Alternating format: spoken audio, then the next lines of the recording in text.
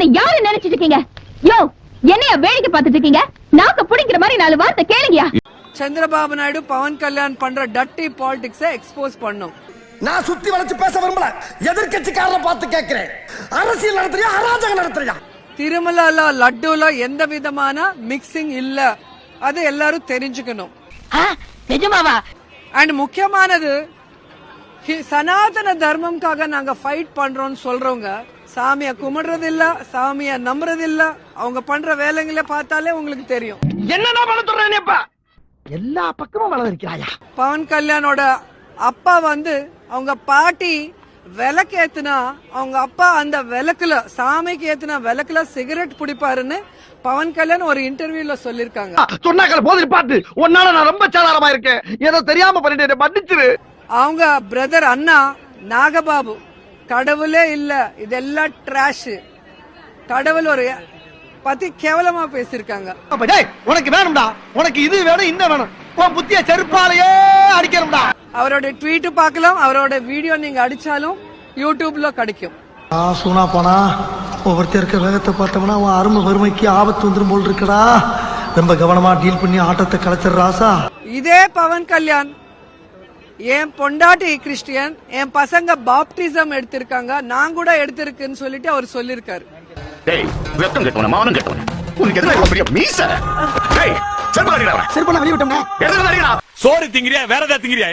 இப்ப சனாதன தர்மம் சொல்லி நாங்க ஏதோ தர்மத்தை வந்து ராங்கா பண்றோம், அவங்க கரெக்டா பண்ற மாதிரி பேசுறது எங்களுக்கு ஒன்னும் புரியல. இவன் வேற என்னை ரொம்ப டார்ச்சர் பண்றான்டா. எங்களுக்கு என்ன ஷாக்னா, ஃபர்ஸ்ட் ஒரு திருப்பதி பொண்ணா திருப்பதி மேல இவ்வளவு பெரிய பழி போட்டுட்டு சாமிய வந்து ரோட்டுக்கு கொண்டு வந்துட்டாங்க. இந்த அவரோட பாலிடிக்ஸ் அப்படியா? ரொம்ப சந்தோஷம். அவரு சர்வைவ் ஆகிறதுக்கு, அவர் பண்ண தப்பு எல்லாமே யாரும் பார்க்க கூடாது, பேசக்கூடாதுங்கிறதுக்கு பண்ணிட்டாரு. கொஞ்சம் ஓவரா தான் போய்கிட்டு இருக்க நீ. இப்போ ஜனங்க வந்து திருமலா வந்தா லட்டு வாங்கலாமா வேண்டாமா, இந்த லட்டுல கலந்திருக்கா கலக்கலையா, ஒரு கன்ஃபியூஷன்ல இருக்காரு. நார்த் இந்தியன்ஸ், சவுத் இந்தியால கர்நாடகா, தமிழ்நாடு, இவங்க எல்லாம். ஆந்திரால யாரும் நம்ம போறது கிடையாது. எனக்குன்னே வருவீங்களாடா? ஏன்ட்ட சரசம் பண்றக்கே ஓட்டா போய் உங்களை பெற்றுறாங்களா? வந்துட்டா வந்துட்டா வந்துட்டாயா, அது வந்துட்டா வந்துட்டா வந்துட்டாயா. இவ்வளவு நாளா என் மனசுக்குள்ள இருக்க விஷயத்த யாருக்கிட்டயாச்சும் சொல்லணும்னு நினைச்சேன். அதுக்கு ஒரு நல்ல வாய்ப்பு கிடைச்சிருக்கு. இப்போ அமரபிரசாத் நான் வெளியில் வந்ததுக்கப்புறம் என்கிட்ட இப்படிதான்ப்பா என்னையும் படுத்தினா, இப்படிதான் என்னையும் அழிச்சான், என்னையும் ஜெயிலுக்குள்ள ஆரம்பிச்சு விட்டு நான் இவனுக்கு செய்யாதா பண்ணாதான் அவனா ஃபோன் பண்ணி புலம்ப ஆரம்பிச்சான். அதை ட்விட்டரில் கூட போட்டிருக்கேன். தெரியுது, நீ மூடு. வெளியில் வந்து ஒரு சேனலில் என்னை விமர்சனம் பண்ணி பேசினாரு. ரே, 1 மணி நேரம் நீ பேசினதை ரெக்கார்ட் பண்ணி வச்சிருக்கேன், வெளில விட்டானா உன் தலைவன் உன்னை செருப்பால் அடிப்பான் அப்படின்னு. அடேங்கப்பா, இது வரையா? அதில் ஆமா, நான் எல்லாமே இவருக்கு வசூல் பண்ணி கொடுத்தது போனேன். நான் இல்லைனா நடைப்பயணமே கிடையாது, நான் இல்லைனா அவன் மேலே தலைவனே கிடையாது, நான் தான் பின்னாடி ஆள் சேர்த்து விட்டது. நான் எண்மண் எண் மக்களுக்கு கயிறு பிடிக்கிற ஆட்கள் முத கொண்டு கேமரா வண்டியிலேருந்து கேமரா வாங்கி கொடுத்ததுலேருந்து அதில் இருக்க ஷூட்டிங் பசங்க வரைக்கும் எல்லாம் நான் செட் பண்ணது, நான் வசூல் பண்ண விஷயங்களில் பண்ணி கொடுத்தது. ஆஹா, கூட்டத்தை பூரா திருப்பி விட்டானே. நான் எவ்வளவோ பண்ணி கொடுத்துருக்கேன். என்னையவே அவர் குழி பறிச்சுட்டாரு. அவர் இப்படி தான், இவருக்கு நீங்கள் நம்ம பாடம் கற்றுக் கொடுக்கணும். நானும் கற்றுக் கொடுக்கணும். ஆமாம், நானும் குஜராத்துக்கு போகிறேன் PhD படிக்க. இந்த ஆளுக்கு கீழெல்லாம் அரசியல் செய்ய முடியாது, நான் மொத்தமாக ஒதுங்குறேன்னு சொல்லி அவன் எல்லாமே வெளியே. சார் 2 மணி நேரம் என்கிட்ட பேசியிருக்காரு. நான் 1 மணி நேரம் ஸ்க்ரீன்ஷாட் தான் நான் போட்டேன். இல்லை, நீயே இவ்வளவு கேவலமா இருக்கேன்னு சொல்ல வர்ற, ஒத்துக்கிறேன். கொஞ்சம் ஓவரா போயிட்டல, ஐ ஆம் வெரி சாரி. 2 மணி நேரம் பேசியிருக்காரு. அந்த தொன்னை ஃபேஸ் டைமில் பேசினதுனால நான் ரெக்கார்ட் பண்ண மாட்டேன்னு நினச்சிக்கிச்சு. ஆனால் நான் ரெக்கார்ட் பண்ணி இது ஏன் யானைக்குட்டி ஏன் பேண்ட் சட்டை போட்டு வருது அப்படின்னு யோசிப்பேன்ல. அதனால அண்ணா அமரபிரசாதை பற்றி இவ்வளோ பெரிய ஃபைல் போட்டு கொடுத்துருக்காங்க டெல்லியில். தனியா ஒரு அல்லக்கை வந்து மாட்டிடுச்சு. தனியாவா? சிவா, எவ்வளவு அடிச்சாலும் தாங்க உங்களுக்கு. அடிச்ச நீ வரியா? என்னது பிஸியா இருக்கியா? சரி, நான் அடிச்சு அனுப்பிச்சு விடுறேன், நீ பாத்துக்கோ. இவர் என்னென்ன பண்ணாருன்னு எந்த சூழ்நிலையிலையும் இவனை டெல்லி பக்கத்து சேர்த்துக்க மாட்டாங்க. அவன் நடுவில் அண்ணாமலையை கழட்டி விட்டு தமிழிசை கூட போய் அண்ணாமலைக்கு எதிராக அரசியல் பண்ணலாம்னு நினைச்சான். நான் பொறுமையா இருக்க வரைக்கும் தான் வாய் பேசும். அந்த பொறுமை போச்சு போச்சுன்னா போச்சு போச்சுன்னா போச்சு. அட போயா.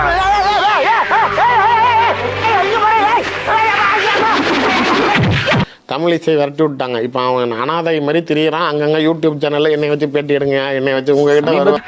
நானும் பழிக்காத மாதிரியே எவ்வளவு நேரம் நான் அடிக்கிறது.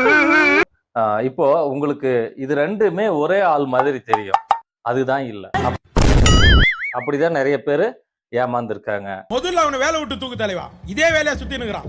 10வது குறைக்கு உன் வீடியோ வேற டப்பிங் பண்ணி அனுப்புறான். அந்த கட்டணம் யார் பாக்குறது? நீ வேற ஆபாசமா இருக்கிற. இப்போ இந்த படத்துல இருக்கிறவர் தான் நம்ம செந்தமிழன் சீமான், சரிங்களா? நாம் தமிழர் கட்சியோட தலைமை ஒருங்கிணைப்பாளர். இந்த படத்துல இருக்கிற இந்த நாதாரி, இந்த நாய் யாருன்னு கேட்டா ஏசப்பா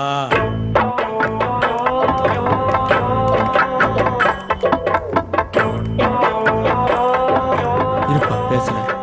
இந்த பரதேசி தான் கேரளாவில இருந்து வந்த செபாஸ்டியன் சைமன், சரிங்களா? பாக்குறதுக்கு ரெண்டு பேரும் ஒரே மாதிரி இருப்பாங்க, ஆனா வேற வேற ஆளு. இது என்னடா புது பொருளியா இருக்கு?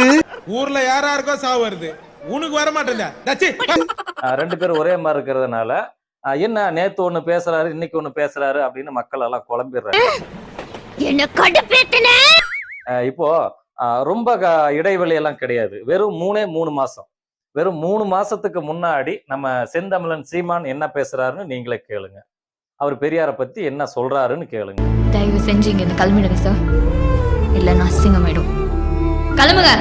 மனித பிறப்பில் உயர்ந்தவன் தாழ்ந்தவன் என்ற பாகுபாடற்று அந்த பேதம் பார்க்காத ஒரு சமநிலை அந்த சமூகம் படைக்கத்தான் எண்ணற்ற மத முன்னோர்கள் போராடினார்கள். அந்த வரிசையில் முதன்மையான ஒரு தலகர்த்தாவாக தளபதியாக நின்று களத்திலே போராடிய புரட்சியாளர் ஐயா பெரியார் அவர். உனக்கெல்லாம் மானம் சூடு சோரணா ஈனம் எதுவுமே கிடையாதா? சோறு தானே திங்கிற? அந்த தமிழ் பேரினத்தின் பெருமைமிக்க வழிகாட்டியாக சமூக மாறுதலுக்கான பெரும் உழவை செய்த முன்னத்தியராக இருக்கிற ஐயா பெரியார் அவர்களை போற்றுவதில் பெருமகிழ்வு அடைகிறோம். நீ என்னெல்லாம் பண்றன்னு எனக்கு நல்லா தெரியுண்டே. இந்த மகத்தான தலைவருக்கு நாம் தமிழர் பிள்ளைகள் பெருமிதத்தோடும் திமிரோடும் எங்கள் புகழ் வணக்கத்தை செலுத்துகிறோம். எல்லாம் எங்களுக்கு தெரியும்ல, இந்த திமிரா பேசாம ஒழுங்கா ஓடிரு சொல்லிட்டேன், இல்லனா எங்க கையால தான் உனக்கு சாக்காலம். ஒரு எளிய மகன் தன் மேல வீசப்பட்ட செருப்பை எடுத்துக்கொண்டு போய் ஒரு செருப்பை வீசிடுறாரு, கடலூர்ட்டேன்னு நினைக்கிறேன். ஒரு செருப்பை வீசிடுறாங்க, திருப்பி அந்த வண்டியை அவரை நோக்கி போன்றாரு. ஒரு செருப்பை வச்சுட்டு அவன் என்ன பண்ணுவான், அதையும் வீசுவான்றாரு, அதையும் வீசிடுறான். அதை எடுத்துக்கிட்டு வந்து ஒவ்வொரு செருப்பா எடுத்துக்கிட்டு வந்து அந்த மேடையில ஏறதுக்கு முன்னாடி எப்பவும் 8:30 மணிக்குன்னா 8 மணிக்கே போயிடுவாரு. அவருக்கு பழக்கம். போய் கூறுவட்டி முன்னாடி போட்டு விற்கிறது. 4 8 பேர் வச்சா காசு, படம் எடுத்தா காசு, வீட்டுக்கு சாப்பிட வந்தா காசு. இந்த காசு வச்சு என்ன பண்றாருன்னு நினைக்கிறீங்க? சேமிச்சு பள்ளிக்கூடம் கட்டி படிக்க வச்சு அப்படிதான் இந்த அறக்கட்டளை இந்த ட்ரஸ்ட் உருவாக்குனாரு.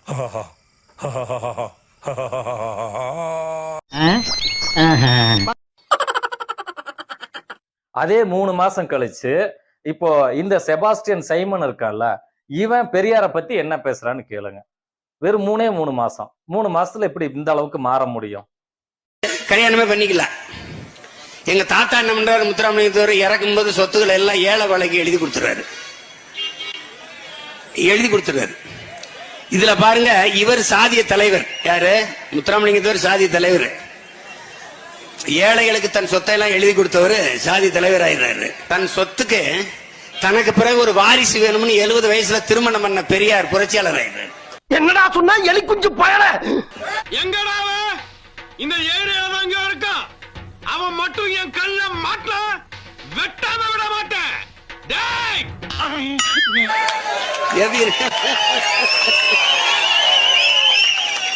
சொத்தை ஏழைகளுக்கு எழுதி கொடுத்த என் தாத்தன் முத்துராமலிங்கத்தவன்டா புரட்சியாளர். அவன் தான்டா புரட்சியாளர்.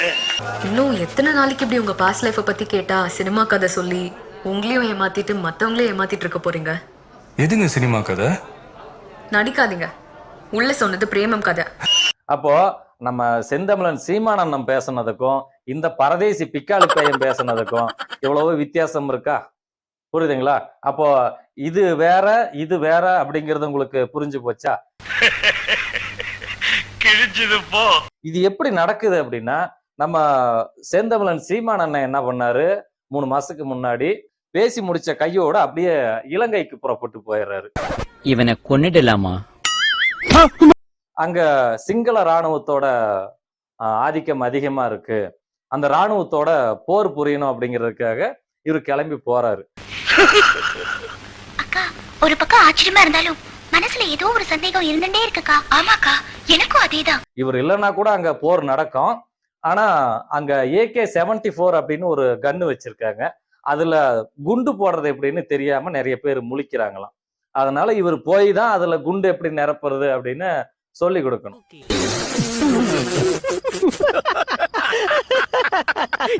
இருக்கியே ஒரு வடிகட்டின முட்டாள். அதனால என்ன பண்றாரு, இவர் இடையிடையில வந்து பேசிட்டு போயிடுறாரு. சரிங்களா, அவர் வந்து ஒரு கருத்தை பதிவு செஞ்சுட்டு அவர் இலங்கைக்கு போயிடுறாரு போருக்காக.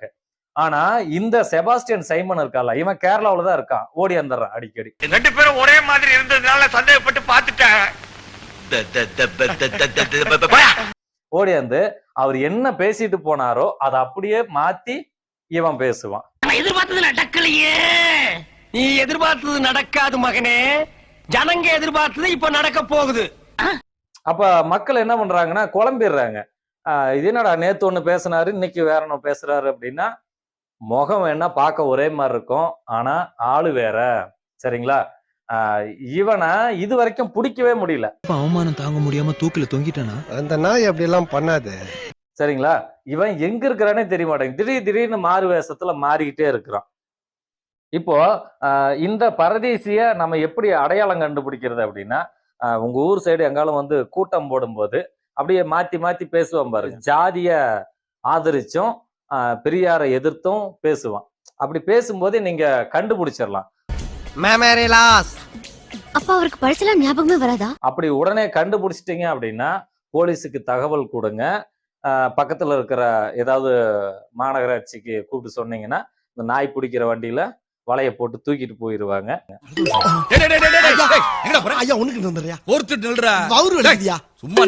ஏன்னா இவனை பிடிச்சே ஆகணுங்க. நம்ம செந்தமிழன் சீமானன் இருக்காருல்ல, எவ்வளவோ எதிர்ப்புகளை மீறி அவர் ஒரு கட்சியை நடத்துறாரு. அந்த கட்சியை முன்னேற விடாம தடுக்கிறதே இந்த பரதேசி செபாஸ்டியன் சைமன் தான். எனக்கு வெறி வரக்குள்ள இங்க இருந்து போயிடுறேன். உங்களுக்கு வெறியும் தான் போவேன். வெறி வரதா? சரிங்களா, அதனால அந்த கட்சி வளரணும், நாம் தமிழர் கட்சி நல்லா இருக்கணும் அப்படின்னா இந்த நாயை நாம பிடிச்சே ஆகணும். எங்க பார்த்தாலும் கால் பண்ணுங்க. இவங்க எல்லாம் ஒரு பெரிய மனுஷனுங்க, இவங்களுக்கு எல்லாம் ஒரு பேட்டு கோட்டு. தோழர் மதிவதனி அவர்கள் திராவிட கழக துணை பொதுச் செயலாளர். அவருடைய விவாத நிகழ்ச்சிகள் நிறைய பார்த்துருக்கேன், மேடை பேச்சு கேட்டிருக்கேன், அசந்து போயிருக்கேன். அடியாட்ல சாஃப்டா டீல் பண்றதுக்கு நான் ஒன்னும் முட்டை போண்டா இல்ல. 1000 பேர் வந்தாலும் அடிச்சு துவம்சம் பண்ணி அந்தர் பல்ட்டி அடிக்கிற அன்னகோண்டா. இவ்வளவு அழகா கருத்துக்களை தந்தை பெரியாருடைய சமூக நீதி கருத்துக்களை எடுத்து வைக்கிறாரு அப்படின்ட்டு விவாதங்கள் அவர் பங்கெடுக்கும் போது எதிர்த்தரப்புலேருந்து எதிர்கருத்தே சொல்ல முடியாது. குறுக்க நடுவில் பேசலாம், இல்லாட்டி ஏதாச்சும் சத்தம் போட்டு டிஸ்டர்ப் பண்ணலாம், அவ்வளவுதான். வில்லங்கத்தை விலை கொடுத்து வாங்கி டெக்கரேட் பண்ணி கூட்டி வந்திருக்காங்களே, எவ்வளவு இடைஞ்சல் பண்றாங்க. சமீபத்தில் ஒரு பப்ளிக்கில் நடந்த விவாத மொழி நிகழ்ச்சியில் அது என்னங்க, அது நம்மளை நோக்கி ஒருத்தர் கோவமா வராருன்னா நம்மளும் கோவமா ஒரு 4 அடி முன்னாடி எடுத்து வைக்கணும். உன்னை அசிங்கப்படுத்துறதுக்கு 1/2 நாள் அரசாங்க லீவே உள்ளாம் போல. அவ்வளவு பெரிய அகாடா நீ. இல்லை பயந்து போய் 2 அடி பின்னாடி அடி எடுத்து வைக்கணும். இல்லை சப்போர்ட்டுக்கு அங்கே தம்பி பரந்தாமன் சட்டமன்ற உறுப்பினர் இருக்காரு, தம்பி ஆளூர் ஷானவாஸ் இருக்காரு, அவங்களையாவது சப்போர்ட்டுக்கு கூப்பிடணும். காலமாடு மாதிரி இருந்த என்ன கோழுப்ப அடக்கி வாண்டி மாடு ஆகிட்டானுங்க. ஒண்ணுமே பண்ணாம அப்படியே நின்னா இதை விட கேவலப்படுத்தவே முடியாதுங்க. சார் எங்க இருந்தால் எப்பா என்ன ஒரு அதான் பெரியாரின் வழிவந்தவர்கள் இப்படி துணிச்சலாக இருப்பாங்க. தோழர் மதிவதனி அவர்களே, ஹேட்ஸ் ஆஃப். அற்புதம், ஆவாரம். தமிழ்நாடு மேல, தமிழ் கல்ச்சர் மேல உங்களுக்கு இருக்கக்கூடிய இந்த ஆழமான புரிதலும் பற்றும். I love our culture. I respect languages, that's it. It's really surprising. அறிவிட்ட போது என்ன சின்ன பிள்ளைத்தனமா கேள்வி கேட்டுட்டு இருக்க ராஸ்கல், ஐயோ அப்பா. இதுல ஸ்ட்ராங் ரிஃபர்மேஷனை கொண்டு வர போறீங்களா திருமலால? Balaji is not a money making machine. அப்படி ஏங்கிட்டு இருக்கு, அப்படி பார்க்கறோம் எல்லாரும். என்னையா பேசிட்டு இருக்கற? ப்ராப்பர்ட்டி பேப்பர்ஸ் எழுதிட்டு அவர் அந்த உண்டில போடுவாங்க. எத்தனை ப்ராப்பர்ட்டி இருக்கிறது பார்த்து டெவட்டிஸ் கொடுக்கக்கூடிய காணிக்கையில கை வச்சிருக்காங்க. கண்டிப்பா கை வச்சிருக்காங்க. அப்ப பூரா நம்ம மேல வச்சுக்கிட்டு அவரு தப்புன்னு சொல்றது தப்பு சார். நாயும் அவரு பக்கத்துல இருக்கு சார். நரேந்திர மோடியோட அந்த ஒரு பழைய செல்வாக்கு சரிந்திருக்கு அப்படின்னு எதிர்க்கட்சிகள் விமர்சனம் செய்யறது. நம்ம நாட்டுக்கு ஒரு தேசத்துக்கு பிரதம அமைச்சர் இத்தனை பேர் இருக்காங்க. இவர் பண்றது லெவலுக்கு யாருமே பண்ணல. தேசத்துக்கு பிரதம அமைச்சர் இத்தனை பேர் இருக்காங்க. இவர் பண்றது லெவலுக்கு யாருமே பண்ணல. சிம்பிள் ஒரு செங்கோல் பத்தி பாருங்களேன். It is a cultural representation. ராகுலோட எமர்ஜென்சி எப்படி பாக்குறீங்க? ஒரு லீடர் வந்து எந்த கால் வச்சாலும் சரி முதல்ல வந்து உங்க நாட்டு பத்தி பெருமையா பேசு. ஆமா சரி குருவே. இப்ப பவர் எங்க இருக்குன்னு கவனிச்சியா? வெளிநாட்டுக்கு போய் நம்ம நாட்டு பத்தி அவர் என்ன சொல்லுவாங்க?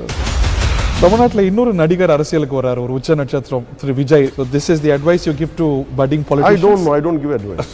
This is the advice I have taken from புரட்சி தலைவர்'s life. விதி வலியது. ஆந்திர பிரதேசில் ஒரு சினிமா துறையிலேருந்து ஒரு டெபுட்டி சீஃப் மினிஸ்டரோ, தமிழ்நாட்டில் இன்னைக்கு as we speak deputy chief minister from the film world. Udhayanidhi Stalin. ஒரு மனுஷனுக்கு பேர் வைக்கிறது முக்கியம் இல்ல, பேர் வாங்குறதா முக்கியம். நேத்து ஒரே நாள்ல ஊர் மட்டும் இல்ல உலகம் பூரா தெரியுற மாதிரி ஆயிட்டோம் இல்ல. இது மாதிரி ஒரு காரியம் வாழ்க்கையில பண்ணிருப்பியாடா? அட இப்ப குளிங் எழுத என்ன பிரயோசனம்? புத்தின்றது பொறப்புல இருக்கணும்.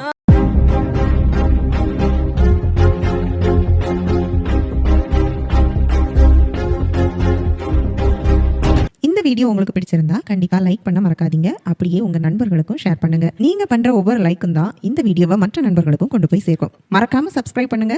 உங்க கருத்துக்களையும் கமெண்ட் பாக்ஸ்ல பதிவு பண்ணுங்க.